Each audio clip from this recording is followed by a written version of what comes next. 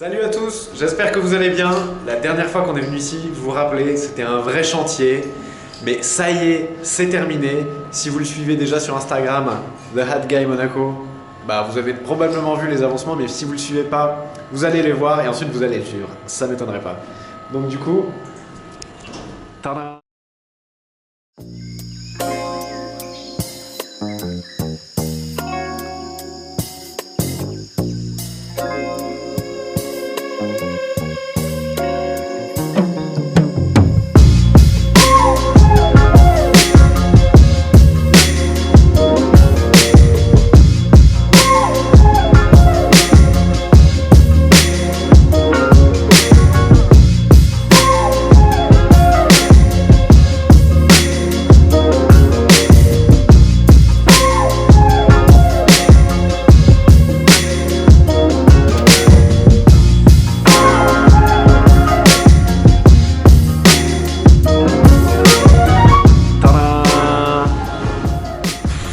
Ça fait quelque chose quand même.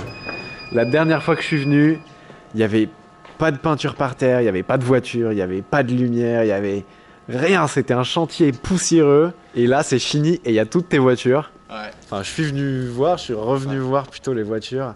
Il y en a quelques-unes, si vous me suivez, que vous avez déjà vu que j'ai conduites. D'autres, peut-être que je conduirai plus tard ou pas. Enfin, on verra. Avec plaisir. Mais il y a 1 milliard de trucs à faire et surtout ce garage. On voit sur Instagram beaucoup de garages, de jolis garages quand même. Il y a GER Collector, Ouais. il y a Swiss Cars. qui a une collection de Ferrari incroyable. Ensuite, il y en a quelques-uns aux États-Unis. Manny Koshbin aux États-Unis. Voilà. J'osais pas dire son nom. Et bah maintenant il y a toi en France et à Monaco du coup. Enfin, Voilà. parce qu'en France j'en connais pas trop des comme c'est ça. c'est ça que j'ai voulu faire en fait. Je me suis dit qu'en France il y avait personne. Ouais. Et j'ai vraiment voulu faire quelque chose déjà pour moi, pour me faire plaisir. Et ensuite partager tout ça parce que c'est un vrai bonheur. J'adore, je passe mon temps ici, je termine le boulot, je viens ici. Le week-end je suis ici avec mes amis. Enfin voilà, je voulais partager ça avec tout le monde, avec toi et j'espère que ça te plaît. Franchement, moi, ça me plaît grave, c'est magnifique. Déjà, les voitures, c'est magnifique, c'est un truc qui se partage, la passion automobile, ça on l'a remarqué. Mais quand c'est présenté comme ça, c'est ouf, c'est ouf. Donc du coup, ce qu'on va faire comme vidéo, aujourd'hui, on va vous présenter les modernes de sa collection. Dans une future vidéo, on va vous présenter les anciennes. Parce que vu qu'on aime bien parler des vidéos, c'est un truc qui va durer 50 minutes si on fait tout d'un coup. Et il y en a qui vont décrocher. Donc pour éviter ce genre de choses, on va vous présenter les modernes. Du coup, je pense qu'on s'arrêtera à la Z1. Voilà. Et après, on présentera les anciennes dans une future vidéo. Parfait. Du coup, après, je sais pas laquelle tu préfères. Si tu veux nous présenter, laquelle est ta préférée. Ça doit être un truc qu'on te demande souvent et qui doit être dur à répondre, mais... Alors, je vais me faire incendier. Celle que je préfère, elle est pas là. Celle que je préfère, c'est la RS6. Ah ouais. Ouais, celle que je préfère, C'est la vrai, RS6. c'est vrai qu'elle est pas là, ta RS6. Ici, ce que je préfère.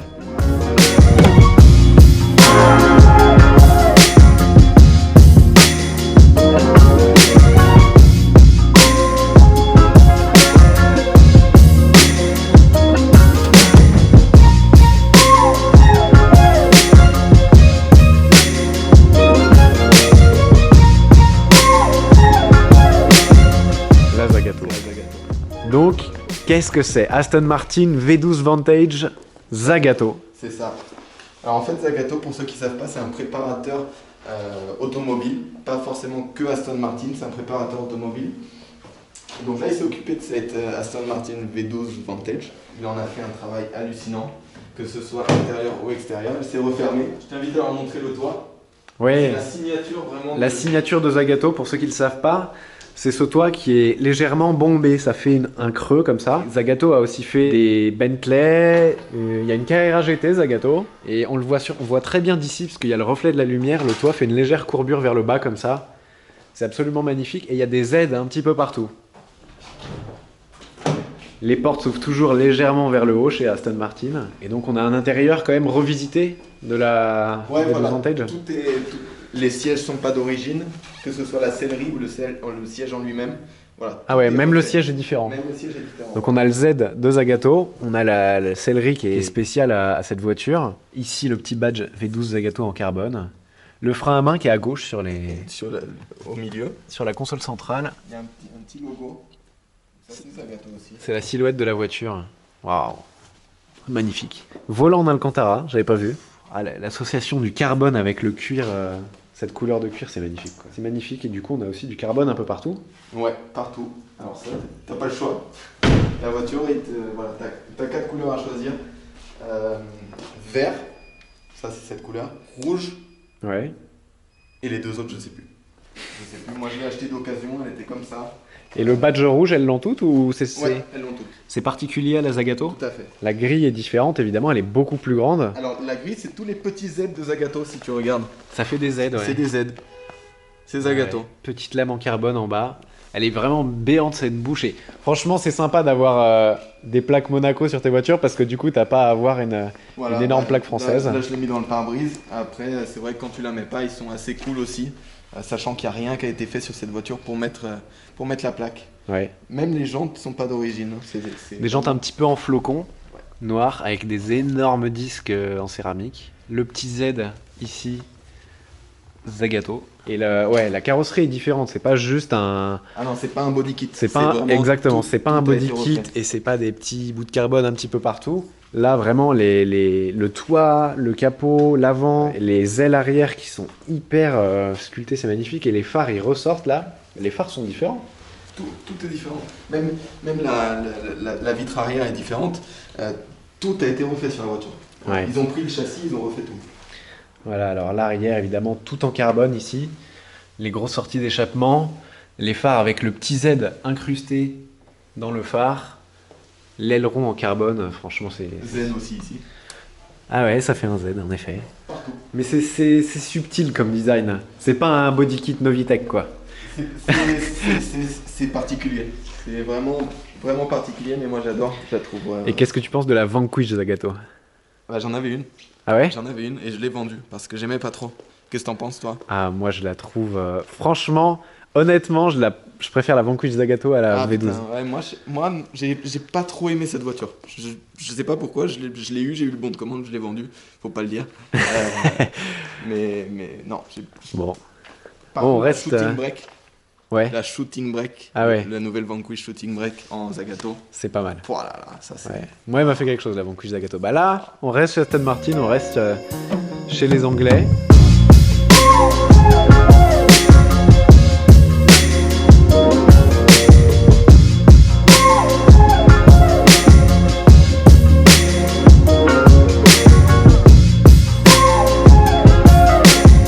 La Vanquish volante, mais il y a pas de mots. Pour moi, c'est une des plus belles voitures du monde. Peut-être un mot, la classe. C'est ça, quoi. Chaque courbe enfin, le design est agressif en étant classe, en étant subtil. Aston, ils sont quand même très très forts. Cette couleur, elle est très sobre, mais elle est très classe en même temps. C'est un gris un peu qui vire vers le marron. Je sais pas, vers Légèrement, ouais, légèrement, il tire vers le marron. C'est vraiment superbe avec le carbone. Bah, celle-ci, je vous mets le lien de la vidéo. J'ai pu la tester. Ah, c'est vrai. Bah oui. C'est vrai, j'avais oublié. Ah là là, et ça chante, qu'est-ce que ça chante? C'est le même, c'est à peu près le même V12 qu'il y a dans la. C'est le même, un peu évolué. Un peu évolué, mais c'est la même base, ouais. Non, elle est magnifique. Boîte automatique sur celle-ci, et c'est un cabriolet, donc volanté Yes. chez Aston Martin. Je peux l'ouvrir? Ouais, on peut montrer l'intérieur. Alors, la boîte magique. T'as la boîte des clés. Je pense même qu'elle est déjà ouverte. Raté. Et donc chez Aston Martin, c'est classe, tu vois, pas de poignée de porte disgracieuse, mais un petit levier qui s'ouvre. Donc là, à l'intérieur, c'est beaucoup plus moderne que dans la Zagato. On a la nouvelle planche de bord Aston Martin, tactile, les nouveaux sièges un petit peu. La technologie reste un petit peu ancienne par rapport à ce qu'on avait à l'époque où celle-ci est sortie sur la concurrence, mais l'intérieur est hyper beau. Et enfin voilà, à l'arrière, je sais pas si je vous l'ai montré, c'est magnifique. C'est magnifique. Donc voilà, si vous spottez ces voitures, il y a ça à l'arrière de chacune de tes voitures. Chacune, ouais. Donc c'est un petit moyen de le reconnaître. Il y avait avant des gros stickers qui avaient fait un grand débat. La polémique. Mais les stickers sur le capot sont partis. Mais les petits stickers sont restés, je trouve c'est sympa. Au moins on sait, pour ceux qui te suivent, que c'est toi voilà. qui C'est un petit rappel. Voilà. C'est sympathique, c'est tout. Voilà. Là c'est 63. Ok. Oh bah je sais pas après si Ouais, tu... La C63, tu l'as déjà fait dans une vidéo, mais rapidement, voilà. Alors, ce qu'il y a de Bah c'est celle-ci qu'on avait prise pour venir tout à fait. à ce Pour, garage, quand il y avait les travaux. quand il y avait les travaux. Donc ça, c'est un modèle un peu particulier, tu l'avais déjà expliqué. Donc ça, c'est le prototype qui a servi à faire le C63. Donc c'est le premier, allez, dans les 5 premières voitures qui sont sorties d'usine pour le C63S coupé, donc en 2016. Donc Mercedes s'est servi de cette voiture pour Voilà, développer la c'est C63. Elle est, par contre, c'est 100% identique à celles qui sont sorties de série. Ouais. Donc c'est un prototype, mais ça reste la voiture finale. Moi j'adore ça chez AMG, les étriers dorés, je trouve ça rend super bien. Et elle est bestiale quoi. Combien de chevaux? 510. 510 chevaux et le gris classique Mercedes. La flèche d'argent quoi. Alors la flèche d'argent pour ceux qui connaissent pas, ça fait référence à Stirling Moss. Tout à fait. Stirling Moss qui était pilote de Formule 1 chez Mercedes il y a fort longtemps, et qui avait fait la course en Italie, les 1000 Emilia, avec une SLR, et il était parti à 7h22, d'où le numéro de sa caisse, 722, et tu sais, il y a eu une SLR. SLR 722. 722, c'était lui. Tu vois, tu m'apprends quelque chose. Voilà, la C63, donc pareil, le lien de la vidéo s'affiche. C'est bestial. J'en ai jamais essayé pour l'instant de C63. Ce serait peut-être l'occasion, hein. On en avait déjà parlé d'ailleurs dans la vidéo précédente, mais j'ai toujours pas eu le temps. Peut-être que ça se fera.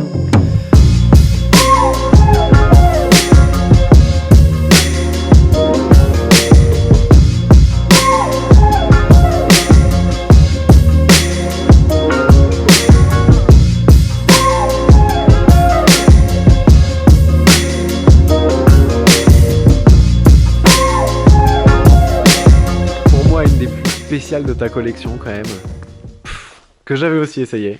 Mais les valves marchent. Et voilà, il y avait un petit souci frustrant quand je l'ai essayé, c'est que ça, la Stallone Ferrari 599, c'est une des voitures qui fait le plus beau bruit au monde. Et quand je l'ai testé, il y avait un petit problème de valve, les valves dans l'échappement étaient bloquées, fermées, alors que normalement, elle a besoin de pouvoir cracher quoi. Ça faisait déjà du bruit, hein. Ah ouais, mais ça soufflait, ça sifflait. Ouais, peut-être qu'on peut la démarrer, ou alors... Ah, j'ai une idée, tiens. Est-ce qu'on leur proposerait pas de voter sur les 3 voitures qu'on va démarrer?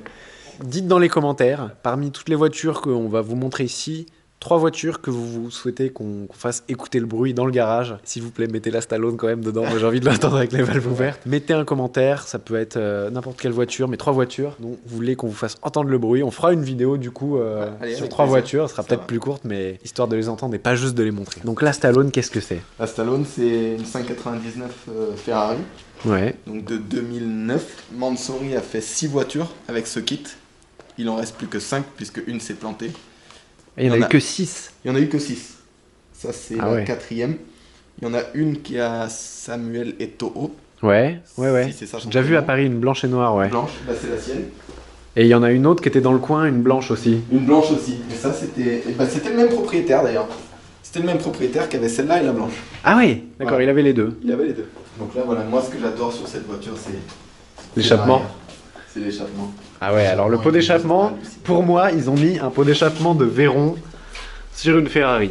C'est énorme. Donc là, il y a 2 sorties, mais je crois qu'il y en a encore en dessous. Il y en a par là. 2 autres. Ah voilà, une dans le coin ici et une dans le coin là. Donc en tout, il y en a 4 quand même. Et ce que j'adore chez Mansory, c'est le travail du carbone. Je sais pas si ça se voit, mais en fait là, la frontière entre la peinture et le carbone, on a l'impression qu'il y a une frontière qu'on peut toucher, mais en fait, ils ont arrêté la peinture ici. C'est pas un sticker ou un carbone qu'ils ont mis après. Le travail a été hyper bien fait. Et cette couleur, ce rouge satin, il est fabuleux. Il est fabuleux. Alors après, on en avait déjà parlé, mais ça, soit les gens adorent, soit ils détestent. Mais ça laisse personne indifférent. Et la blanche, les blanches, n'ont pas ces petites ailettes. Les petites ailettes qui rappellent les Ferrari 599 XX. XX, c'est le programme Corse Clienti chez Ferrari. Vraiment les personnes, j'allais dire les plus riches, mais enfin bon... t'as compris, vraiment les clients les plus exclusifs de chez Ferrari, ils peuvent acheter des voitures de course à Ferrari, donc des versions courses de la 599, de la Enzo, ou alors de la Ferrari, la Ferrari XX, la FXXK plutôt elle s'appelle, la Ferrari XX. Et donc il y avait une version de la 599 qui s'appelait XX et qui avait vraiment ces petites ailettes là, que je trouve magnifiques sur la version course. Est-ce qu'elle s'est ouverte? Est-ce qu'elle s'est ouverte? Non. Aïe, ah bon. Il n'y a plus de batterie.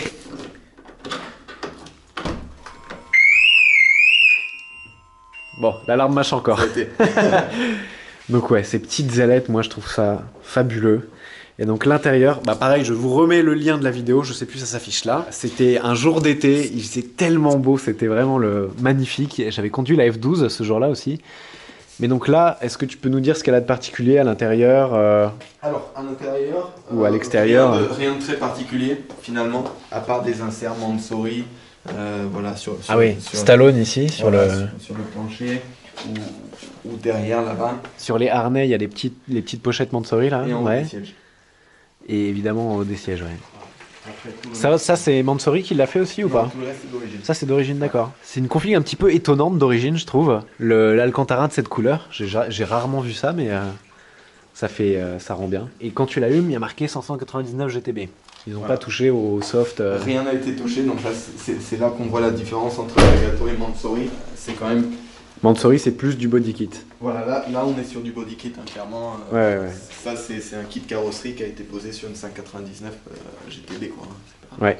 Mais alors ce nez qui rappelle un peu la Enzo, qui rappelle les Formule 1, il n'y avait pas ça sur la 599 et je le trouve tellement beau ce détail, cette région de la voiture. C'est très élégant. Soit t'adores, soit tu détestes. Moi, je crois que vous avez compris quel est mon point de vue sur cette voiture. Du coup, qu'est-ce qui nous reste comme moderne ici? Qu'est-ce qui nous reste comme moderne? Ça, on vous présentera plus tard. Ah, mais il y a une i3 quand même. Il y a une i3. Bon. Tu fais quand même dans l'écologie un petit peu. Ça, c'est plus une voiture collaborateur. Je vais dire que c'est pas vraiment moi qui l'utilise, mais ouais. Et je viens de m'acheter une Twizy. D'ailleurs, je t'en ai parlé. Ouais. J'ai un petit projet sympa. La Twizy, moi, j'en avais conduit celle de Seb. Ouais. Et c'est cool. C'est tellement drôle. C'est cool. Ouais, c'est bon. T'as les batteries qui sont dans le sol, donc ça tient la route. Ouais. C'est énorme. Et encore, moi, j'ai mis des jantes larges et tout ça. On en reparlera un peu plus tard. On en reparlera. Vous n'êtes pas encore prêts, je crois. Mais ça va être sympa. Et donc la Z1. Bah, par rapport aux autres, moi je dirais que oui, mais par rapport à un petit Youngtimer, on va dire. La particularité de ces voitures, c'est James Bond pour moi. T'appuies. Oh là là. Et ce que j'adore, c'est qu'on peut rouler comme ça. Enfin voilà, pour moi, c'est un gadget qu'on aurait dû voir dans un film de James Bond, mais non, BMW l'a fait sur une voiture de série. Et par contre, n'emmenez pas de filles en jupe là-dedans. Ah, parce que pour rentrer dans la voiture, c'est... Alors pour montrer aux copains, c'est sympa. C'est un petit peu délicat, on va dire. Voilà. Donc ça, pour aller au restaurant moyen. Mais sinon, voilà, c'est une voiture. Et quand t'appuies, ça se referme. Ouais, quand t'appuies, ça se referme. Mais c'est hydraulique, c'est électrique, ça marche comment? Ça doit être électrique. J'en ai aucune idée de comment ça marche. Ah, mais c'est incroyable. Et ça, pour une voiture de cette époque, c'est quand même ultra moderne. C'est impressionnant. À quelle année la Z1? Tu savais que je savais pas. Tu savais que je savais pas. Bah attends, mais on va regarder. Dans les 2000. On vous met l'année ici. Voilà, donc elle est de cette année et on peut pas en dire grand chose de plus, mais voilà, la Z1, c'était avant la Z8, je pense. Ouais, juste avant. Juste avant. Juste avant, et c'est vrai que c'est particulier, mais j'adore. Je sais pas pourquoi, c'est une voiture que j'adore. C'est très rare déjà, on en voit très peu. C'est pas très rare. Non. C'est rare. C'est pas une voiture qui vaut des milliers et des cents, mais c'est une voiture que j'aime, qui laisse pas indifférent. Voilà. Ouais. Comme la Mansory, c'est quelque chose, on te voit rouler comme ça. Mais ça c'est... Tu te dis, mais qu'est-ce qui s'est passé dans sa tête? Il n'y a aucune autre voiture dans le monde qui fait ça. Et ça, c'est... Et les sièges sont particuliers quand même, ils sont impressionnants. C'est des espèces de baquets. C'est des baquets, mais tout en cuir, avec du tissu. Et là, tu vois que c'est une voiture qui date un peu. Mais là, pas tant que ça. Et l'odeur, si. Après, la couleur des sièges et tout ça, bon, tu sens que t'es pas dans l'ère moderne, quoi. Enfin, t'es dans l'ère moderne, mais t'es pas dans la modernité, on va dire. C'est fou. Ça, c'est fou, hein. C'est fou. James Bond. On a fait le tour des modernes, je pense. Ouais. Du coup, n'oubliez pas dans les commentaires quelle voiture vous voulez entendre. Est-ce que ça vous tenterait un essai de la C63 ? Je crois qu'on avait déjà demandé, je crois qu'on avait déjà eu une réponse. Mais voilà, j'espère que ça vous a plu. N'hésitez pas à le suivre sur Instagram. Il met des stories tous les jours de ses voitures. Donc c'est sympa pour partager franchement toutes les voitures. Et puis franchement, dès qu'il y a du nouveau, on reviendra parce que ça m'a l'air de bouger pas mal ici. Yes. Allez, à très bientôt pour une prochaine vidéo. Ciao. Ciao.